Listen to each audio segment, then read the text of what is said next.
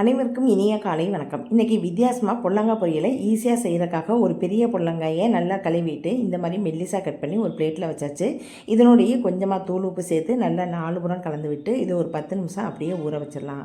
ஒரு வானிலை அடுப்பில் வச்சு 1 டேபிள் ஸ்பூன் அளவுக்கு நல்லெண்ணெய், 1 டீஸ்பூன் அளவுக்கு உடைச்ச உளுந்து, 1/2 டீஸ்பூன் அளவுக்கு கடுகு, இது காஞ்ச பிறகு பொடிசாக கட் பண்ணி வச்ச ஒரு பெரிய வெங்காயம், கொஞ்சம் கருவேப்பிலை, இதை நல்லா வதக்கி விட்டுட்டு இதனுடைய கொஞ்சமாக தூள் உப்பு சேர்த்து வெங்காயம் நல்லா வதங்கி வரணும். இந்த சமயத்தில் உப்பில் ஊற வச்ச பொல்லங்காயை கொஞ்சம் கொஞ்சமாக இதில் சேர்த்துக்கலாம். இது ஃபுல்லாக போட்டு முடித்த பிறகு 1/2 டேபிள் ஸ்பூன் அளவுக்கு மஞ்சத்தூள், உரப்புக்காக தனி மிளகாத்தூள் 2 டேபிள் ஸ்பூன் அளவுக்கு சேர்த்துருக்கேன். இதுக்கு அதிகமாக தண்ணி ஊற்ற தேவையில்லை. ஃபஸ்ட்டு கொஞ்சமாக ஊற்றுங்க, பத்தலைனா கூட திரும்ப ஊற்றிக்கலாம். இப்போ இந்த அளவுக்கு ஊற்றிட்டு நல்லா கிண்டி விட்டுட்டு இதை ஒரு மூடி போட்டு மூடி வச்சிடலாம். கொஞ்சம் நேரம் வேகட்டும். திரும்பவும் இந்த மாதிரி கிண்டி விட்டுக்குங்க. இந்த தண்ணி வற்றி வரணும், பொல்லங்காய் வெந்து வரணும்.